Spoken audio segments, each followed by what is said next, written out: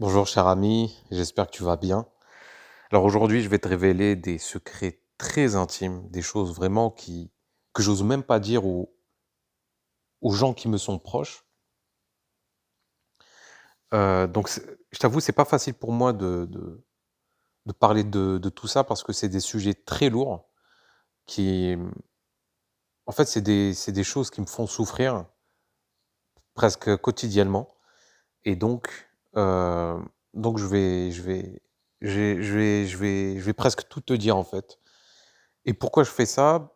Je t'avoue, je sais pas trop, mais je pense que on a tous besoin, d'extérioriser, de faire évacuer, nos maux, nos souffrances, parce que sinon on risque de développer je sais pas moi, des troubles, des souffrances encore plus grandes. Donc je pense que c'est important de parler et j'aimerais bien avoir ton avis là-dessus. D'ailleurs, dis-moi si toi je sais pas moi, si tu as un confident ou si tu suis une thérapie. Hem, je pense qu'il faut parler et heu et donc voilà. Cette vidéo, c'est un peu comme une bouteille à la mer.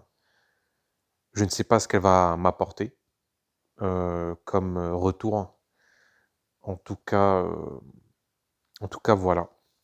Alors, pour être tout à fait honnête, je me sens pas très bien en ce moment.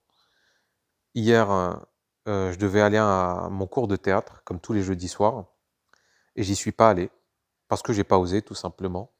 J'ai été pris par, l'anxiété sociale, j'ai été pris par la peur de rentrer en connexion avec l'autre, la peur d'être dévoilé, d'être démasqué. Parce qu'effectivement, j'ai des secrets qui me font honte en tant que en en tant qu'homme de 30 ans.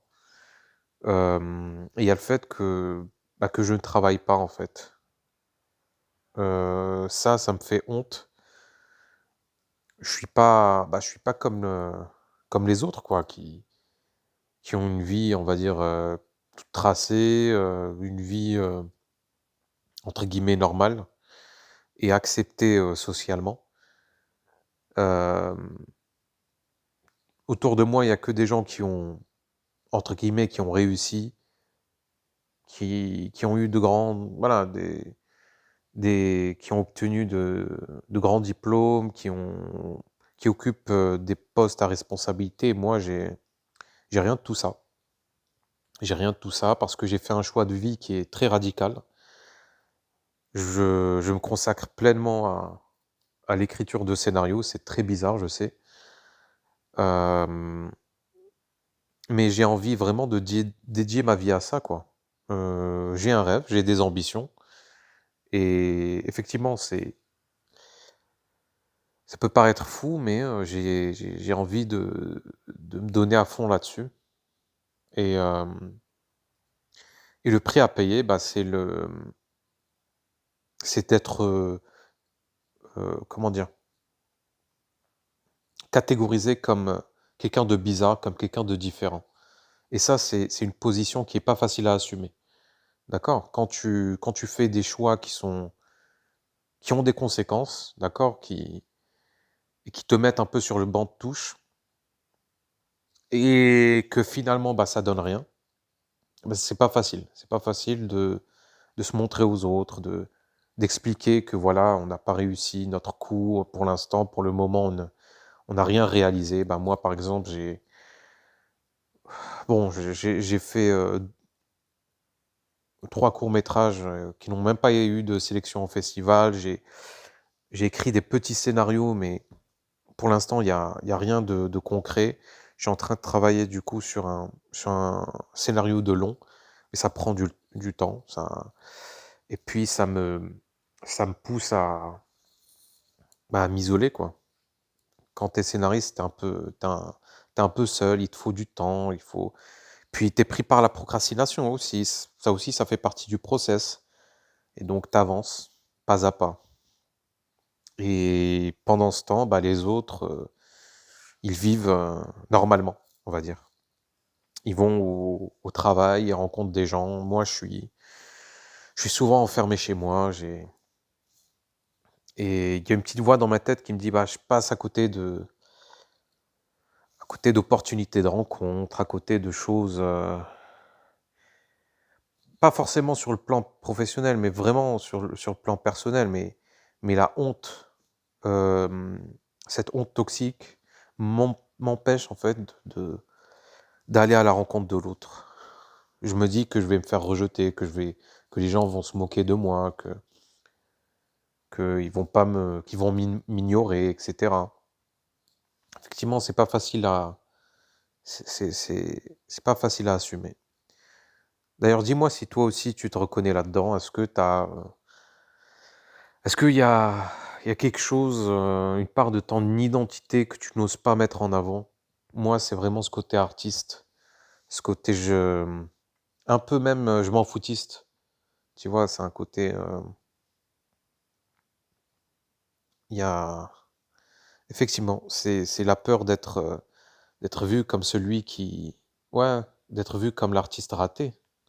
L'artiste qui a pris des risques, mais qui n'a pas été récompensé par la vie. Et hem et avec le recul, je me dis peut-être qu'il faut juste, accepter cette réalité. Accepter qu'on ne réussisse pas. Accepter qu'on n'arrive nulle part. Pour le moment, bien sûr, mais qu'on est dans une sorte de qu'on traverse un désert et qu'on n'est pas sûr d'y arriver. Et effectivement, c'est pas facile d'accepter cette réalité-là, je t'avoue. Heu, mais en même temps, je me dis: «Ouais, c'est important». C'est important pour moi, c'est important parce que je me vois pas faire je me vois pas, comment dire? En tout cas sur le long terme, c'est ce que j'ai envie de faire. C'est vraiment vivre de l'écriture, de scénarios et bon, si un jour j'ai un travail alimentaire, bah, de toute façon, j'écrirai toujours, je pense. Si je travaille, bah, à côté, je continuerai d'écrire mes scénarios et cetera. Mais mais effectivement, c'est pas facile à assumer. C'est pas facile à assumer et puis il y a aussi le fait que, j'ai aussi un autre complexe, c'est par rapport à ma manière de parler. Que ça soit en français ou même en arabe, j'ai tendance à bafouiller, à chercher mes mots, voilà, à buter sur les mots et cetera et ça se voit que je suis pas à l'aise à l'oral et ça me complexe, quoi. Ça me complexe et j'ai pas envie que les autres se rendent compte de ce défaut-là, quoi. Mais ça, c'est un problème que j'ai depuis vraiment, bah, depuis que je suis tout petit. Parce que j'ai commencé à parler à l'âge de 6 ans. J'ai toujours eu un problème avec la parole, et ça me frustre, tu vois? Ça me frustre de pas pouvoir m'exprimer clairement, de pas pouvoir structurer ma pensée et cetera. C'est toujours confus dans ma tête et c'est vraiment, c'est vraiment quelque chose qui me complexe énormément et qui m'empêche de rentrer en connexion avec l'autre. Parce que j'ai pas envie de montrer ça de moi. Ils vont se dire: «Ouais, il est bizarre, il est faible,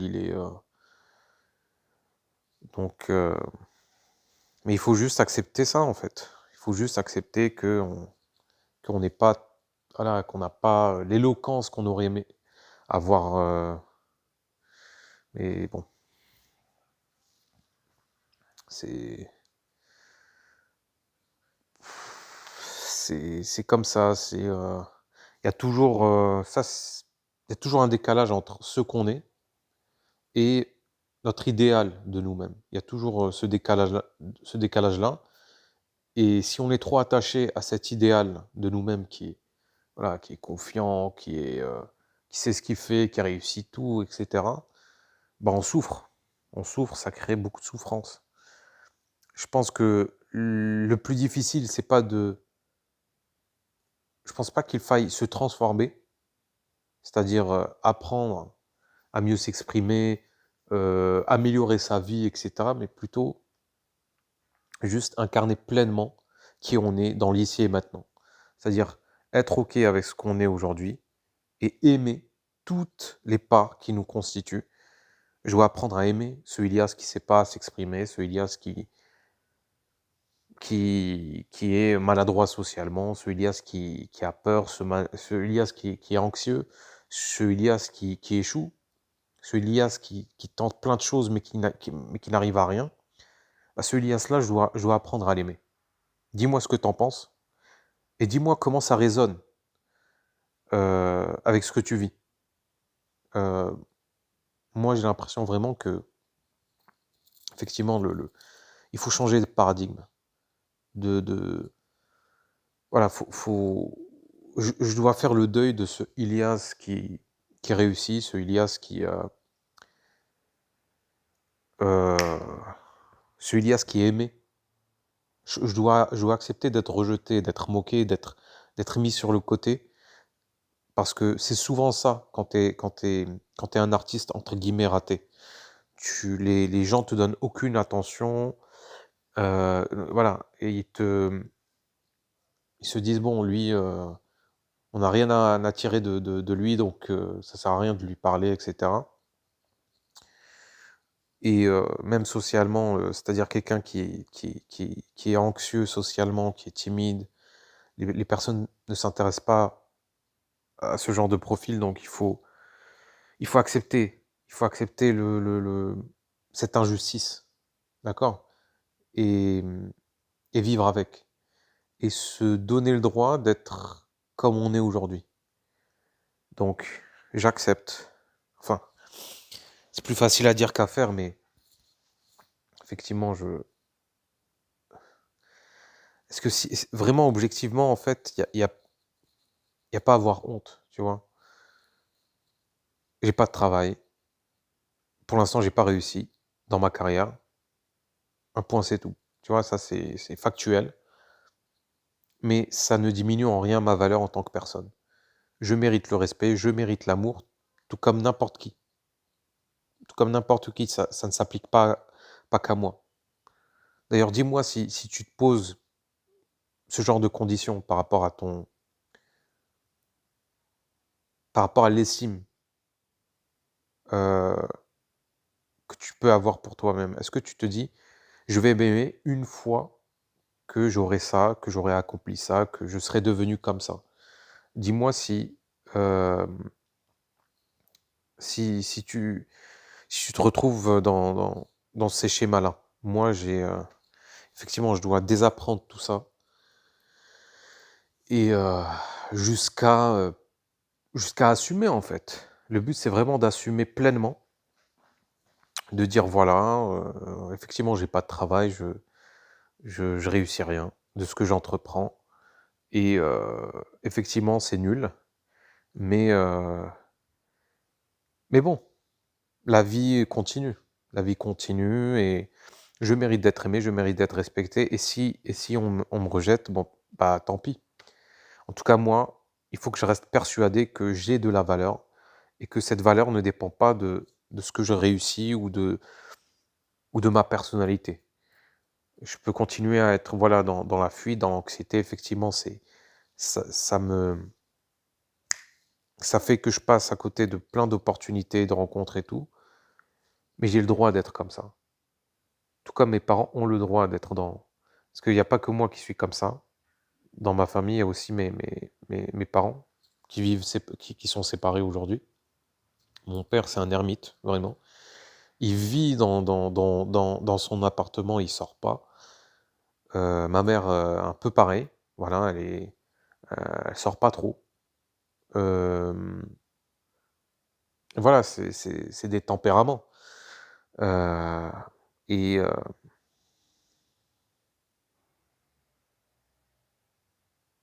effectivement, c'est pas facile de l'accepter, mais il faut rester persuadé qu'on n'a pas à changer, qu'on n'a pas à changer pour mériter l'amour. Bon, excuse-moi, mais Je vais arrêter la vidéo parce que c'est des sujets qui sont très lourds. Hem, voilà, dis-moi ce que tu penses de tout ça. Si tu as des questions, n'hésite pas à me les poser. En tout cas, voilà, prends soin de toi et je sais pas quoi te dire. Bon courage ou bonne chance. Bon, à la prochaine.